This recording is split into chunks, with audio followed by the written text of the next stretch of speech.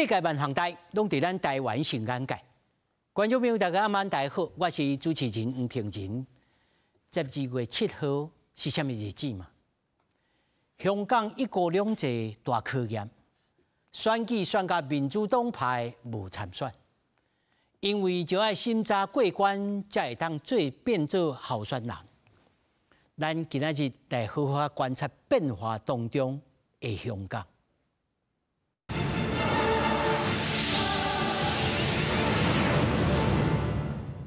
首先介紹現場的來賓，頭一位香港前立法會民主黨議員，嘛是前民主黨副主席謝長介。那麼第二位，淡江大學外交與國際關係學系助理教授洪耀南。主持人好，各位觀眾朋友大家好。那麼第三位是台灣香港協會理事長、香港以及台灣律師桑普。主持人好，各位觀眾朋友大家好。那麼第四位是國政基金會副研究員李正修。主持人好，各位觀眾朋友大家晚安，大家好。那麼繼續咱就來關心是安怎這個時陣拄拄發生了大火呢？在香港鴻福苑這個大樓發生了嚴重的火災。調查的時陣發現，當時就是因為警報器來故障，才會弄無彈，拖慢了住戶行出去的時間。另外，應架的防護網嘛，互人查出來，用接觸上面的這個產品，才來影響到防火的效果。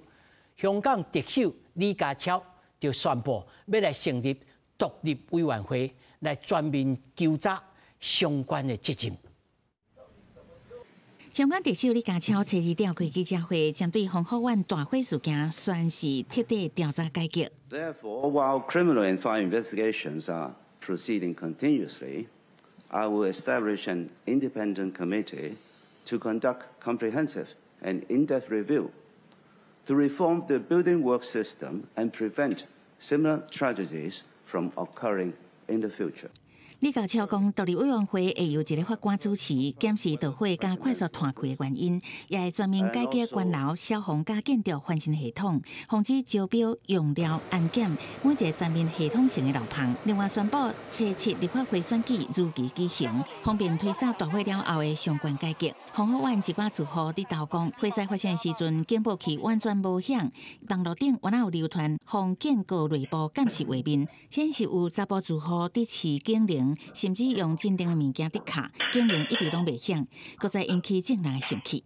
消防檢查初步發現有8棟大樓的警鈴無法度正常運作，系統雖然無關，暗過煞袂當出聲，會對承包商採取法律行動。若是維修工程原來互人亞講有不法內幕，廉政公署初一公布的調查結果顯示，大樓外壁包低價的青色防護網，今年7月因為風颱受損，包商就去買上述暗過無下防火標準的防護網替換，個另外買合格的防護網，整理開互人客早加樓站來抹片。地師在後第一時間調查結果合格，後續查驗所有區域的樣本，才發現女關樓合格率愈低。廉政公署批評因這個行為可恥。初二當外媒詢問李家超是安怎發生這麼重大火警，特首也唔免落台，嘛關心千元的學生囡仔互人掠去的問題。李家超表示，各國攏會有火災，強硬表示無用阮有人趁機會要製造動亂。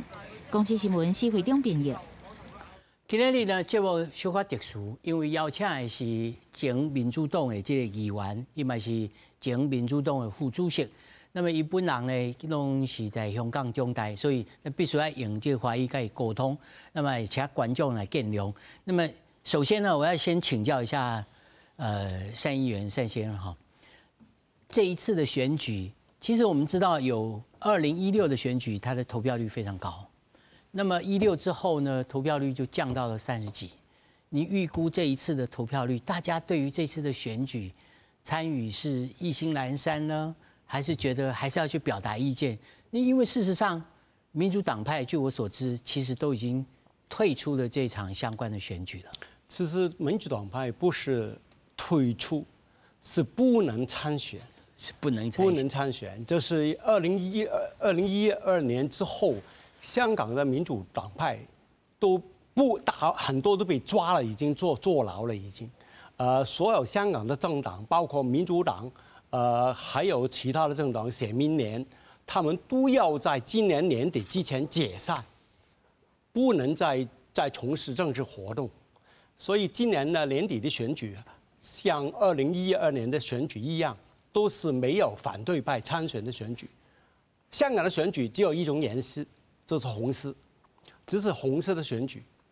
這一次我相信，因為大火的關係，還有這個香港市民對這個政治氛圍都比較淡，所以我想這一次選舉比2021年的選舉是投票率只有27%，那個時候27%，那個時候已經是回歸之後的最低投票率的一次。我相信這一趟的投票率應該比上一次更低，很難預測是能不能夠達到20%。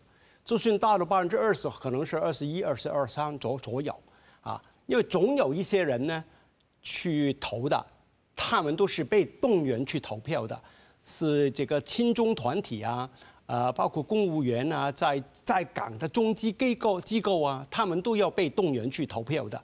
所以除了這些人，香港很多人都意興闌珊，還有香港已經抓了好幾個，如果有人勸人進投票站不投票或者投白票，已經被抓，連投廢票都被抓。不是投白票不是被抓，如果你公開亮票公開叫人你可以投票，但是你可以投白票，勸人投白票也不行，叫人不投票也不行，也被抓。所以這一趟選舉，這個選舉之前已經記住很強大的白色恐怖，所以對很多人說，炸響這個火災之後，香港人已經在整個網絡的關心的問題，已經不再關心這個選舉。還有剛才我說這個是紅色選舉，你只有是鮮紅對粉紅，鮮紅對淺紅，對大部分香港人來說，你選了什麼議員都有可能摧毀你的家園，所以火燒你的家園。所以對香港人來說，這一次大火對他們來說是這個打擊很大。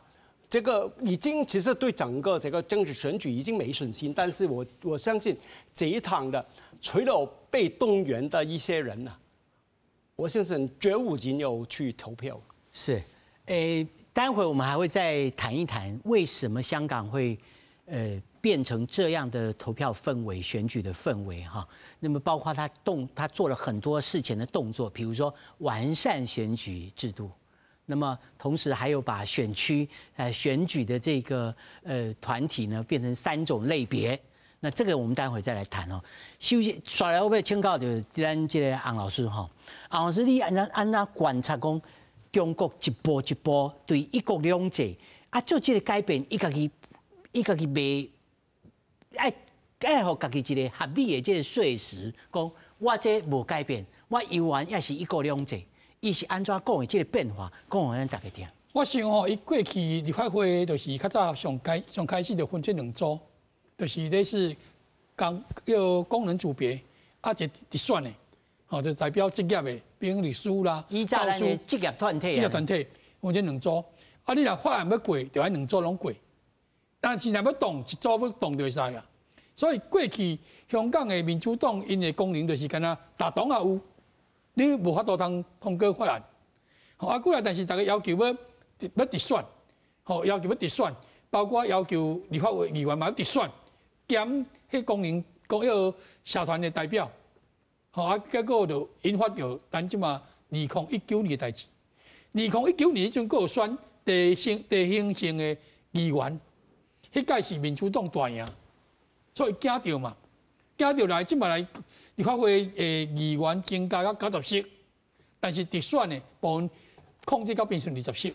伊就是甲你，我的意思就是講吼，甲你公司擴大股權吼變做濟，甲你增資啦。結果來，互你的股權變少。像20席嘛不要緊，結果伊即嘛20席要選的時陣，伊佫往一個委員會來資格審查，就是講你愛國愛港無，就愛中國，愛香港，這資格才使選。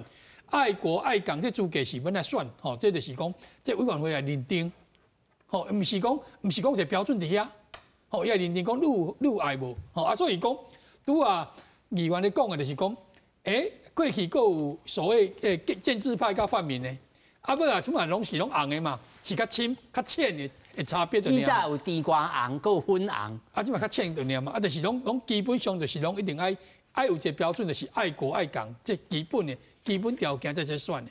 啊，所以足儕攏無資格，毋是人袂選，是無資格吼。頂一屆30%的投票率是看到是走入要20幾%的投票率，你愛看到講為什麼遐濟人袂去投？袂投嘛是種政治態度，因為你選舉我無愛接收嘛。所以即嘛要求啥物？你公務人員團體要求動員起來啥？愛拍卡。翕相講我要轉票，吼，伊就去動員嘛，表示你若要講你頭路，若要點會掉，你就是愛轉票嘛。所以伊會用這種方式去動員嘛，吼，用這種方式來增加伊投票率。感覺講我選舉嘛是夠有，吼啊當然香港這選舉已經是基本上咱過去咧講的，較早叫做鳥籠，即嘛是咁鳥籠都連鳥籠都不如了，吼已經騰籠換鳥啊！香港人已經換一年去啊！哦，所以包括咱即擺咧看到，包括即個大會攏是這種狀況。好，香港咧選舉，有一個上重要，過去較早有叫做蛇齋餅粽，愛啉會啉蛇湯，食素，送肉粽，送餅，吼，就社區嘛，就隨時攏愛去照顧嘛。但是社區咧經營，你看即擺無競爭啊，社區較無人咧顧啊，所以你看為什麼會大會？過去這是攏票倉呢，大家一定要服務的呢。那會發生這種代志，所以這基本上就是選舉文化嘛在變化。好，我大概要跟這個單議員稍微解釋一下，剛剛洪老師所說的這幾次的選舉的變化，就跟您講的是類似的，也講到了整個選舉制度的改變啊，從90席，然後裡面有20席。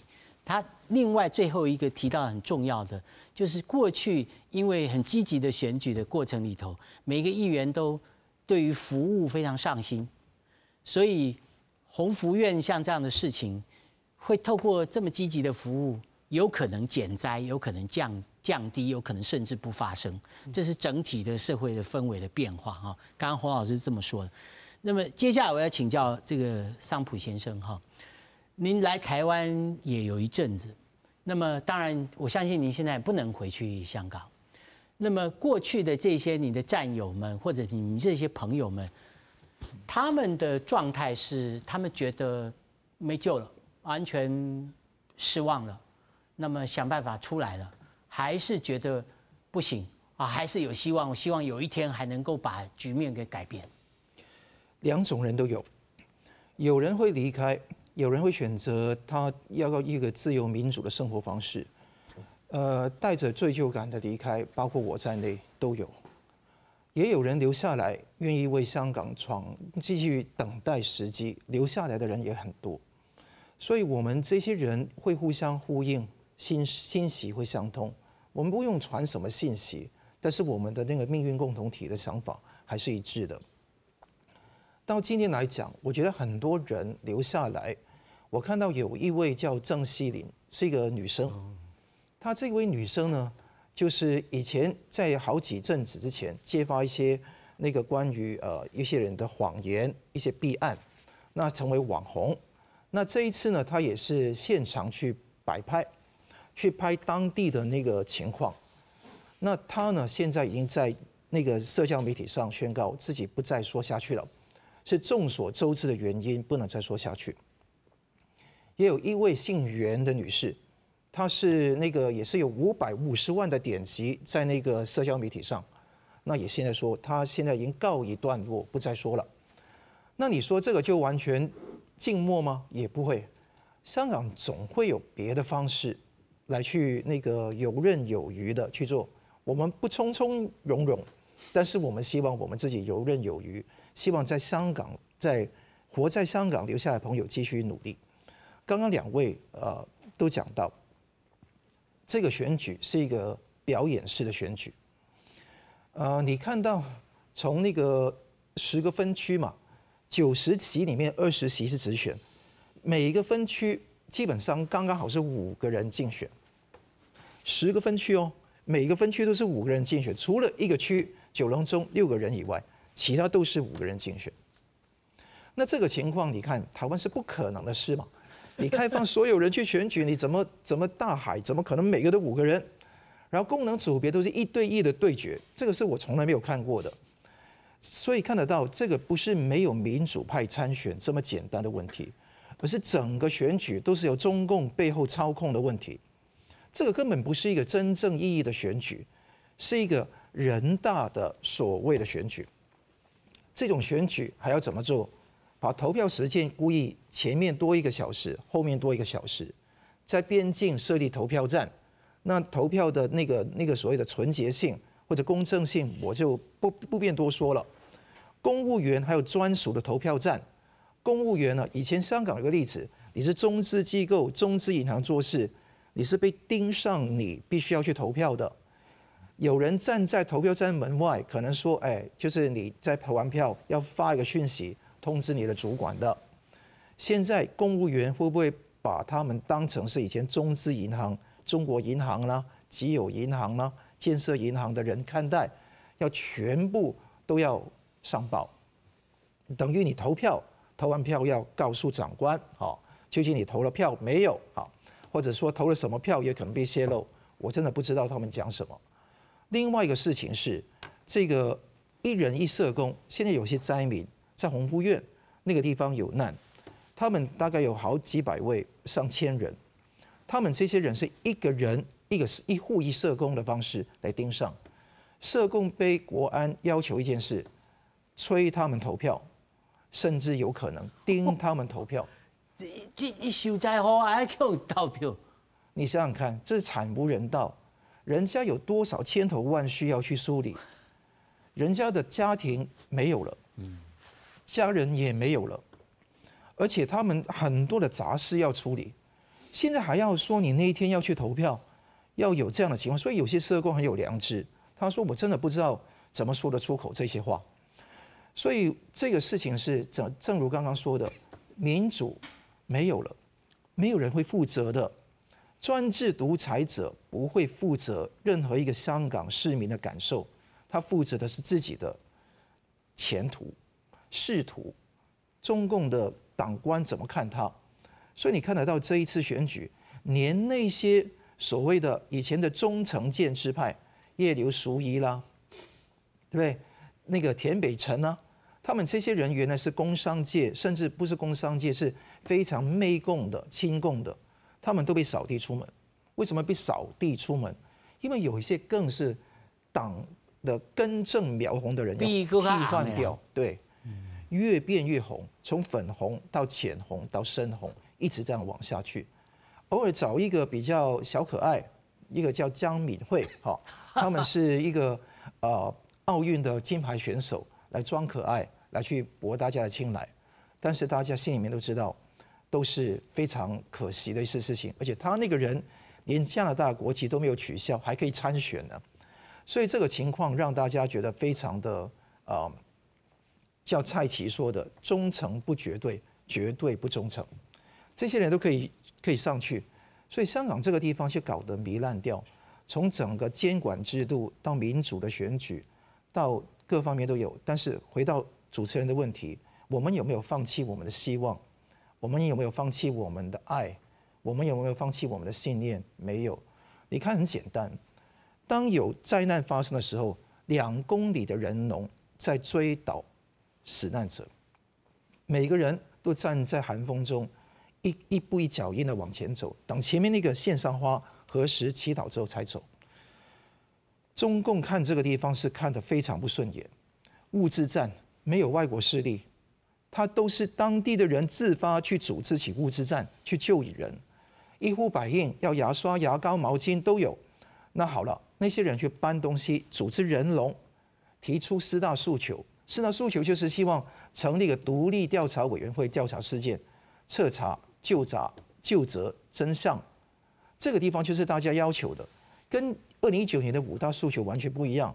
但是你一旦講到幾大訴求，你一旦看到帶有主人鏈，你看到人家戴口罩，中共的心就虛起來了，所以他們要鎮壓，而且這個鎮壓可能會長期化，而且會針對很多的人越加大那個力度來去鎮壓，所以我相信這個香港以後 be water 的那個能力要很強。我相信香港被中共全面管制了5年，我們的良知、我們的常識、我們的憐憫並沒有摧毀掉，這個是做人的根本。那我覺得為什麼中共這麼盯上香港？他覺得香港這個地方一定要摧毀掉，會不會換掉李家超？有人這樣說法。我相信換掉李家超的機會有，因為中國有一個2007年的特別重大事故的那個列表，30人以上死亡，或者100人以上重傷或中毒，或者1億元人民幣以上的直接經濟損失，就是特別重大事故。特別重大事故那個習近平要出來要指揮，然後每一個人都要被如坐針氈，通常那些地方的一把手都會被奪掉，都坐不住的。所以很多人認為說李家超會坐不住，但你知道中國國內北韓或者跟香港有個分別，香港跟他們的分別在什麼地方呢？你坐不住，我也不會服氣啊。中國很多的公民覺得說，換掉一把手，起碼階段性勝利就 OK 了，就是繼續被鎮壓嘛，沒有辦法抗生嘛。香港不會服氣，所以現在中國現在要賭一局，要不要換掉李家超？換掉李家超，造成更大的那個渲染力，香港人的熱情更澎湃，還是說不換他，等到他2027年任滿屆滿就下來？那這個我覺得說是現在香港，現在是中共現在是還在苦思冥想的一個事情，但我相信他換掉李家超的機會不會很高，因為中共會死不認錯。這頭仔聽到這雙寶先生吼咧講這吼，我突然間感覺阮兩亞北那邊冷氣愈來愈冷吼。刷來我咧請教的李老師吼，香港這一路這10幾年來這個變化，咱攏看在眼內吼。啊，這個咱就免擱重複來講吼，但針對這擺的選舉吼，以咱國民黨的智庫，咱安怎來看待這項代誌？可是啦，這屆香港立法會的選舉，對香港的民主來講吼，確實是一個重創，一個打擊啦。因為這屆選舉其實表面的選舉嘛，因為表面來講，確實啦有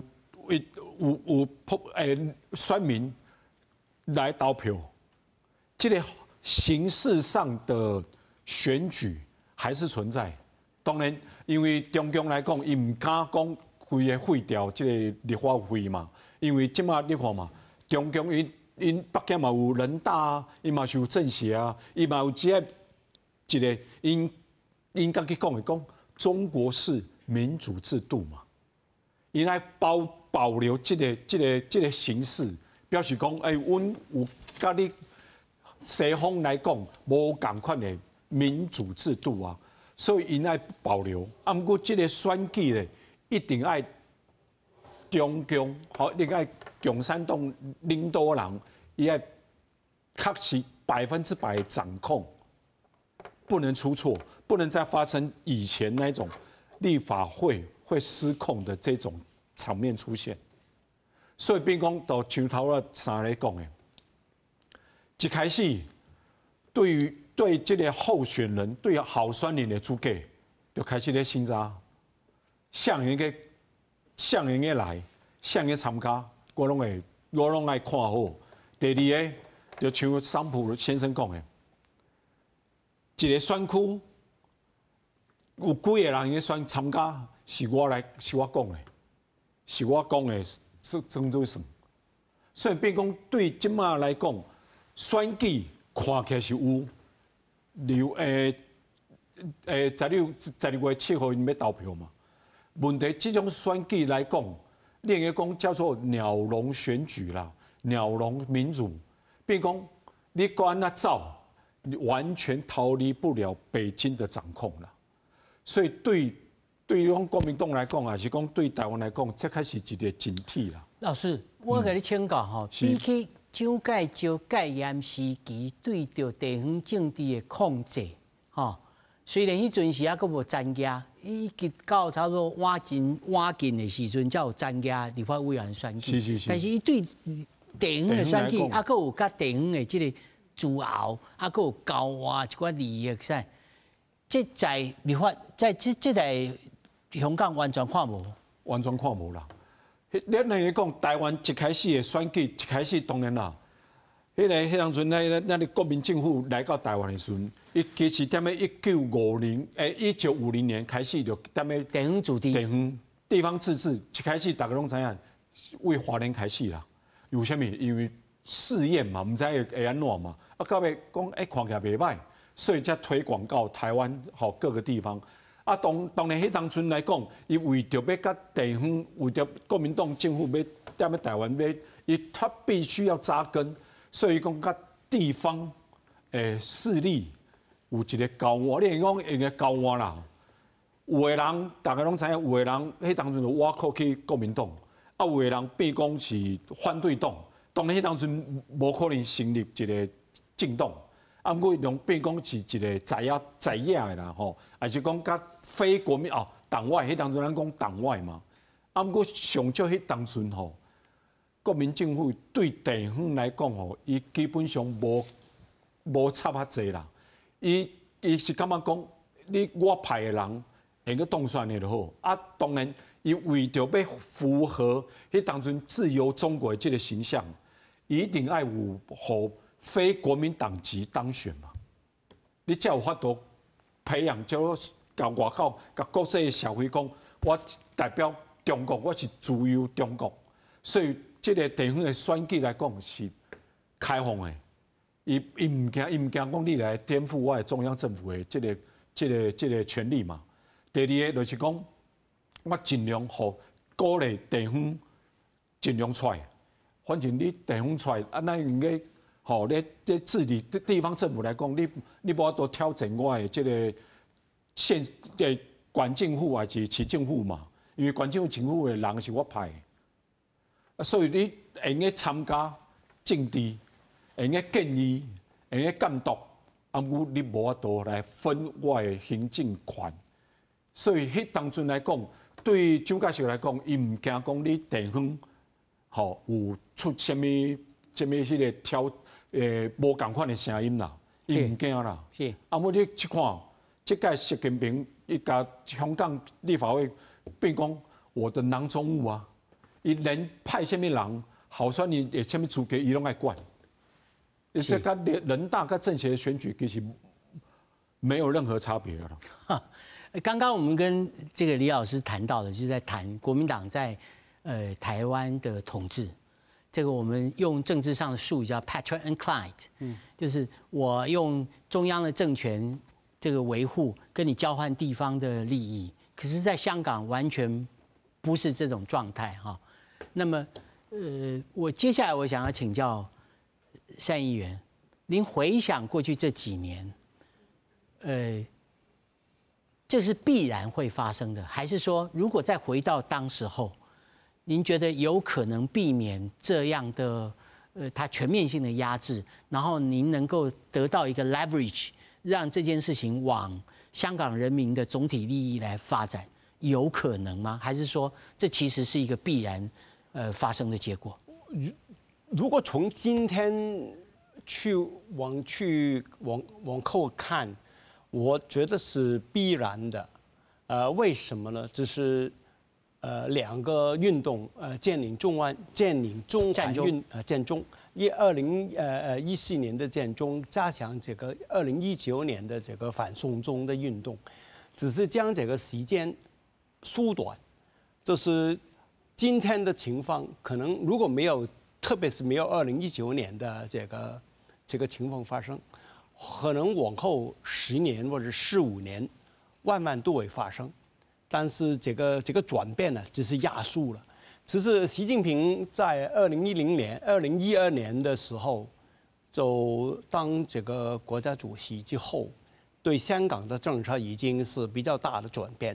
他作為副主席的時候，已經對香港的政策跟之前的這個領導人都不同，他就已經開始說兩個管制團隊，就是要成立一個香港政府以外的一個管制團隊，加強對香港的管控，啊，所以這個轉變就是好像是必然的，但是這個2019年的這個情況加速了這個改變，因為這個是其中一個我覺得就是香港過去都享受雖然不是全面民主，都是比較一個開放，大家都有感覺，過去大家都到過香港來，香港的表達比較自由，對政府的批評都比較直接的啊，沒有轉彎活過啊等等東西，這個有傳染的，這個傳染為傳到內地哦。這個是他們其中一個考慮，就是如果允許香港太大的自由之後，有一個和平演變，對內地有一個從共產黨的角度來說，影響內地的穩定性，所以為着保護他們對內地的管制，就要對香港做出一個比較嚴厲的這個收緊呢。這個收緊不單只是這個選舉的自由，還有最重要就是表達言論自由這方面。現在香港已經差不多是四大皆空了，香港已經沒有這個民主了，這個選舉已經是剛才我說過了，沒有民主，沒有自由，你去反對什麼？你現在已經提出這個真相調查什麼都不行，不行了所以沒有民主，沒有這個自由啊。這個法治現在你看，這個法庭都已經被淪為這個管制工具了這個私人案啊被抓了，這個很多冤獄案都是這個國安法官所處理之後的國安法官。最後就是人權就是你看，剛才雙普已經說過了，要你投票你不能都不投票在最悲慘的時候也要去投票，因為就是可能北京可能是透過這個主管香港事務對李家超要達到這個什麼投票率，否則你就調quân等等所以就是最不人道的情況你也要做。所以這個四大皆空什麼民主、自由、人權、法治，現在香港都差不多已經沒了。香港是對很多人來說都是已經比殖民地的時代更糟糕很多了。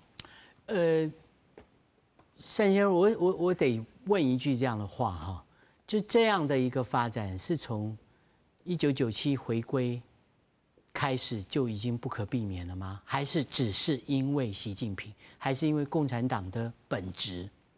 我相信是因為共產黨的本質，還有加上這個領導人的作風。這個習近平有一個比較重大的改變。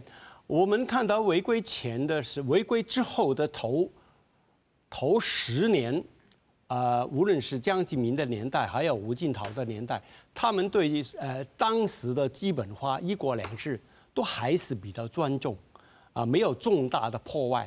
但是到習近平就上台，他開始主管香港事務之後，就已經開始到了他。從副主席到了主席之後，他對香港的這個管控就更加加強，所以兩個問題都有，都是意識形態，香港的原來的意識形態跟這個共產黨比較大的衝突加上領導人對這個一國兩制的不尊重鄧小平說過一國兩制50年不變，但是到2012年之後的香港就開始轉變，這個兩全運動就加速了這個轉變，現在香港就是完全就面目全非現在的所有的基本法跟這個當年頒布的基本法已經完全不同。現在原基本法的後面這個附件炸得很強附件就是已經他們不透過這個修改基本法，他透過這個附件去加很多補充之後補充。就將這個原來的基本法已經推翻。現在香港就是怎麼說呢？是港澳辦說了的是算了。是安老師哈，這講什麼山明海誓哈，馬照跑，舞照跳哈，但是我來問這個問題，其實是要來提醒到咱台灣人哈，要安怎來思考這個問題，不管是執政黨也好，還是這個反對黨也好，愛去想看覓是什麼時陣愛開始愛來禁絕發生後手這款情形。安老師，你認為？我感覺香港吼，除了2014年甲19年這個戰爭甲反送中運動以外，較早就是2010年愛國教育，就是講要把公民教育課本改成愛國教育。這當然嘛是一個抗爭啦。當然香港過去因為伊有足懸的法律的素質，有較自由的空間，主要是因為公民教育的成功嘛。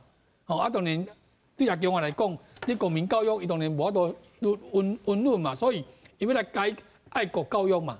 到這愛國教育開始已經對香港來說，一邊兩邊的選邊都徛邊啊嘛，選邊站啊嘛。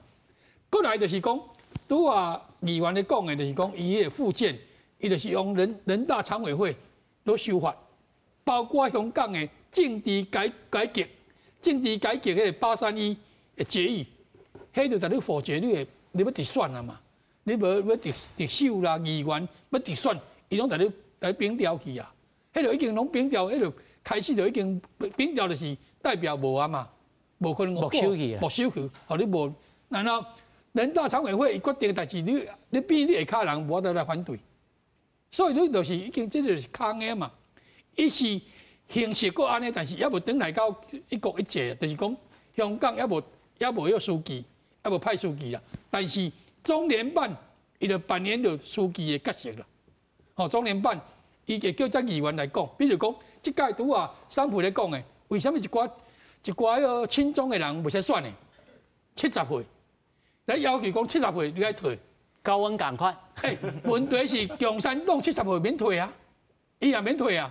我家己免退，我要求講香港70歲愛退。這理由，但你叫你莫選嘛。這簡單代志嘛。你講即嘛來，何在講要調查？伊講要來用一個調查委員會，要特首講啥物？別有用心，就是講你這人就是攏要利用這個要天災人禍，要來影響國安，要來破壞香港嘛。所以用這個足儕奇怪怪理由，伊就來咧保護這個家己的政權嘛。所以這開始就已經咧走進去啊。所以包括拄啊桑普咧講。一個所在吶，死亡超過幾個，過去是有共產黨來講，你這電影吶死超過36個了，以後就愛要書記愛去用扳掉。結果咧，大概出件事件你來看，攏死33、34，袂使報超過，袂使報了加超過嘛是上有名就是迄個溫州動車出車禍了後，要處理台起，是來把車台起，互人莫講死遐濟人。過去就是講，你個制度就代表大家會去做假嘛。所以說，即馬來香港這投票，你若要求講要投票率，開始就做票啊，就做票嘛。香港的投票是投的了集中開票，但你攏票手攏穩來，真好春手啊。對嘛，你就是鬥陣開票，所以你要留着投票率攏有嘛。所以這投票形式、投票率已經攏唔是重點嘛。主要是。香港已經無這個自由甲民主的空間啊啦，所以這就是會去觀察來講。當然，我感覺香港人即做來感覺講咱即嘛都聲勢較歹，就要吞忍一下。但是呢，你若安尼愈低迷，未來要來對抗會愈來愈辛苦，機會就愈來愈少。剛剛洪老師說的是說，有3件事情，第一個是從當年的愛國教育開始有一些反轉，那第二個是整體的這個投票。這個 voting rate 其實是因為是集中制的開票，所以它很容易上下其手。那麼要把投票率做高也不是難的事情。第3個是談到桑普先生說的，現在留在香港想要找機會能夠反轉，目前就他來講他是比較悲觀的。待會也請您來回答，也請桑普先生談一談這個事兒。是，我覺得這個事情尤其那個打壓很厲害。其實這個也跟台灣息息相關哈。第一個，因為這個剛剛3議員也講到哈，就是你可以不投票，你可以投白票，但你不可以公開呼籲別人不投票或投白票。那當然，在活在香港以外的人都會說，就是有些人會覺得說，呼籲香港的人不要投票。有一些前議員也好，有一些抗爭者也好，有一位在台灣叫湯偉雄，他就被香港政府通緝了。就是說跨境的鎮壓，跨境的通緝，而且這個地方基本上不只有針對他一個人，也針對其他人。第二個事情是，這一次你看得到這個中共的國安公署針對香港這個宣言裡面去反對的是反華傳媒機構跟反中亂港分子，違法必究，雖遠必誅，任何煽動仇恨那個所謂的惡意抹黑的都是被打壓。問題是，他有沒有針對台灣？國安公署的文章非常清楚啊，他說有許多反中亂港分子藏身台灣。其實我們做節目，我們都是第一個什麼是反中亂港？我覺得說，我絕對不會承認這種事情啊。第二個事情是我們是反共，但是我們不會說亂港。OK。第二個事情，我們本身是光光明明、堂堂正正的說真話、行公義、好憐憫，而不是在這一邊去藏身台灣的。所以這一些事情你不用跟他辯駁，他就希望跟你去辯駁狡辯。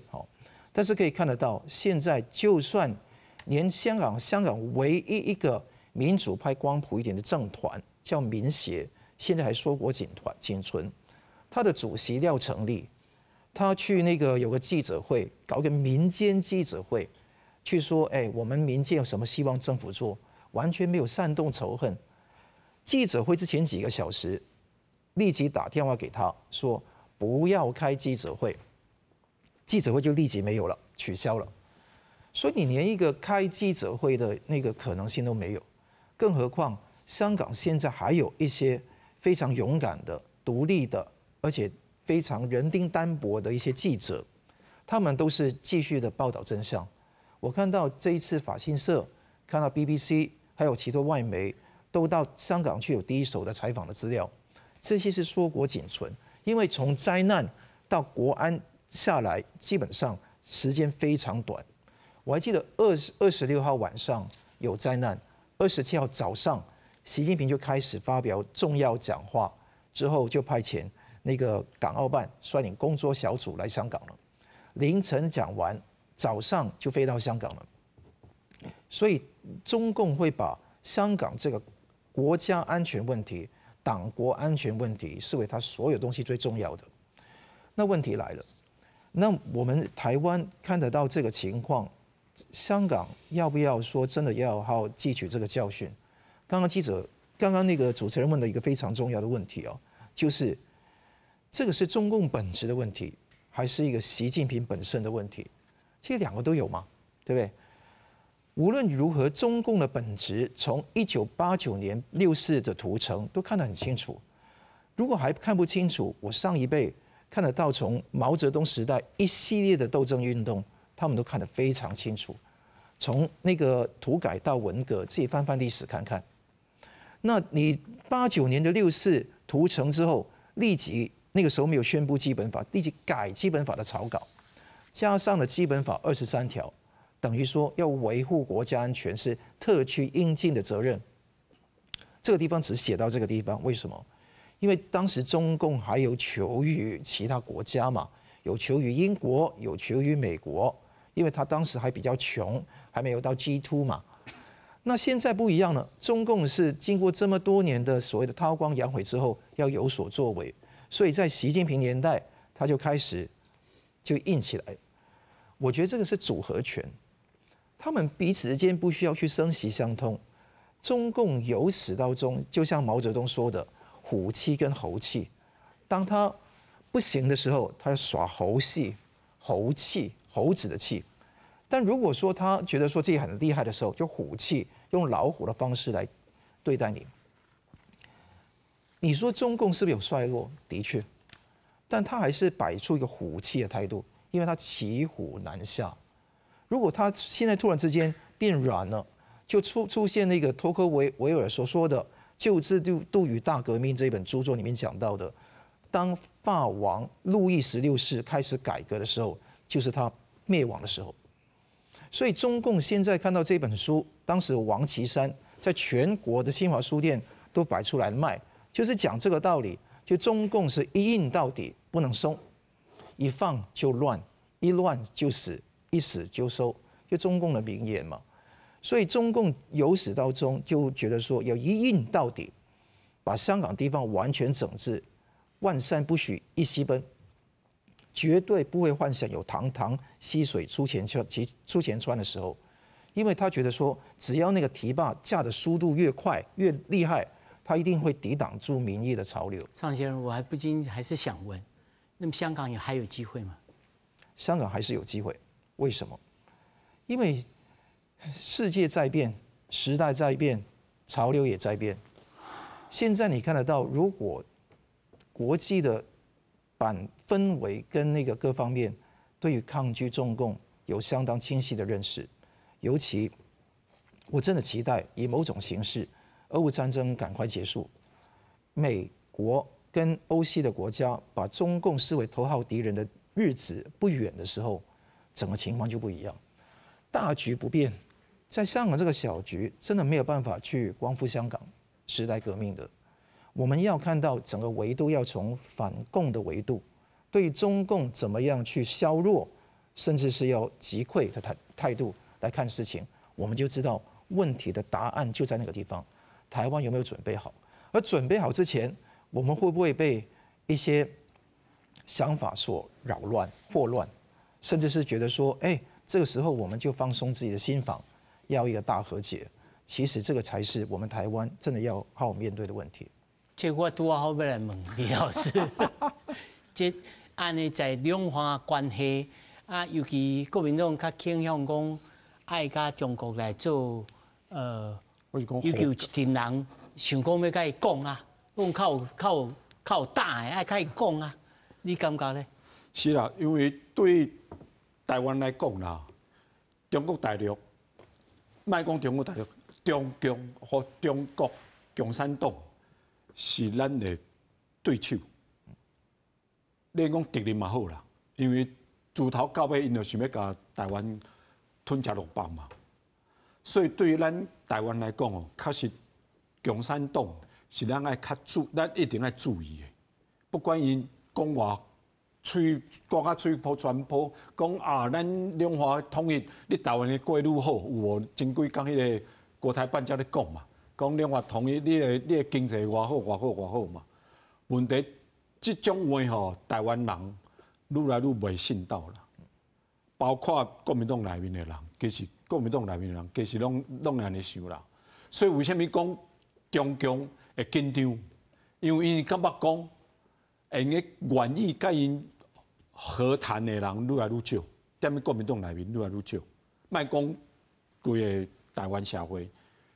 國民黨內面其實即馬來講，大部分攏是踮咧台灣出世大漢的嘛，甲中國大陸其實攏無即個無直接的關係，所以對兩岸關係看法，還是講咱兩岸應該安怎行的看法，一定甲咱前輩的人一定無共款，一定無共款，所以因中共會驚，所以毋則希望講緊。應該緊來講的。啊，我當然對國民黨的立場來講是講，兩岸國安怎無應該相戰，無應該大家無應該槍支來互相咧刣，啊，一定愛講用講的方式來化解咱之間的這個歧見吼，彼此之間的歧見甲衝突啦。啊，我當然對國民黨來講。還是講對台灣來講，有的條件是無法度讓步的。比如講，咱中華民國愛堅持，咱民主的制度愛堅持，吼啊，無可能會接受一國兩制，這是一定的，這是一定的。啊，統一嘛一定愛台灣人啊投票接受才有法度。但是伊講是講阮投票，唔是咱台人投票。無，對因來講，當然講，哎，人才做着。對，當然對因來講，哦，有啊，什麼13億嘅人愛同意，迄是你嘅講法啦。問題你13億啊，國家咧投吼，無台灣人嘅同意吼，你什麼同意，什麼攏無法度做啦。李老師，像你安尼想，誒，國民黨黨員偌濟？我老實講啦，其實即擺的人吼愈來愈濟啦，即種想法啦，其實愈來愈濟。是，逐個有當種哦，想希望兩岸嘅大家和平，當然講和平相處，大家莫講跳破面。啊，問題堅持咱嘅國家，堅持咱台灣嘅民主制度，這其實是無法度讓步的啦。是，剛剛這個李老師談到的是說，因為我問他。在國民黨內部，他們的看法是什麼？他說，越來越多人看得到中國共產黨或者他的統治的本質。那麼對於和談這件事情，其實是有點擔心的哈。所以這是他認為這樣的國民黨人越來越多。可是我想請教這個單議員，香港人在1997年，我所知道的，在97回歸之後，其實有一群人是。對於中國的統一是帶着欣然接受，而且有一種民族主義的想法，覺得我們都是中國人。但是這當中的變化當然是很多。有些人覺得香港應該要獨立，有的人談不到那麼遠，只覺得香港應該要好好的自治。那麼這一條路，這個過程裡頭，我們民主黨當時候是怎麼看待的？那麼現在。我們前民主黨的人又怎麼看待經歷了這些事情？其實無論是統一也好，一國兩制也好，其實香港市民在9之前或者是中英談判的時候，香港市民其實的角色很小，只是英國跟中國談判，只是中國加諸什麼條件。其實沒有諮詢香港市民，就是兩個談判之後，到1984年就丟出來，所以我們之後往後，我們香港人做什麼呢？就是只能夠靠自己去盼望。我們沒有條件相信，但是用我們能夠做的方法去爭取最大的民主，唯有民主能夠代表民眾的聲音。去監察政府，去平衡一些不公平的事情，但是你看今天的大火，就是10年前的立法會選舉之後的一些結果。為什麼呢？一些反圍標最激烈的議員已經被抓了，坐蹲牢了。現在所有平衡都沒了，啊，所有的貪腐都可以比較戲謔。造成這個惡果，就出現這個龐蒙引火，這個鑄成差不多160人的生命。這個是沒有這個選舉，沒有一個監督的政府所出現的後果。但是我們怎麼看這個事情？你剛才問我們就是，我們作為一個我自己作為土生土長的人，我們。當然希望香港能夠好像原先說的，就是真正的一國兩制，香港人全面普選、雙普選，選自己有一個條件，選自己的特首，全面選舉，所有的立法普選，所有的立法會議員互相進行，作為一個充分有一個制約的一個協會，在這個情況之下，香港的保障就比較大，但是這個雙普選就對中共來說，就他們感覺到最大的威脅了。如果香港有真正的雙普選，可能他們的意見可能就是，那麼廣東省呢，這個新疆呢，這個內蒙古啊等等，他們就可能有不同聲音，他就要將這個壓下來了。所以我們就是，其實我們有的選擇是。不多的，只能你能夠只有接受或者不接受，啊，也不能不接受，不接受就可能就好像2014年哪一趟就是我們要雙普選，他們就說啊可以有普選，但是人大常委的通過這個方案就是他們要有一個選舉委員會，先篩選這個候選人，他就意思就是我選北京選擇了2-3個候選人給香港人們再選，他們先選。他們接受了候選人，才能力參選，所以他最後就是一定有他們作為這個管控。所以最後一個問題，我還是要用桑普先生的問題來問您，就是說，你覺得香港有希望繼續撐下去，有希望嗎？有，香港市民不會放棄的。你看這一趟啊，我們香港市民。無論在本土，還有海外的幾十個地方，在這個週末都有幾十場的悼念活動。你看香港人幾十場啊，加拿大啦、美國啦、歐洲啊。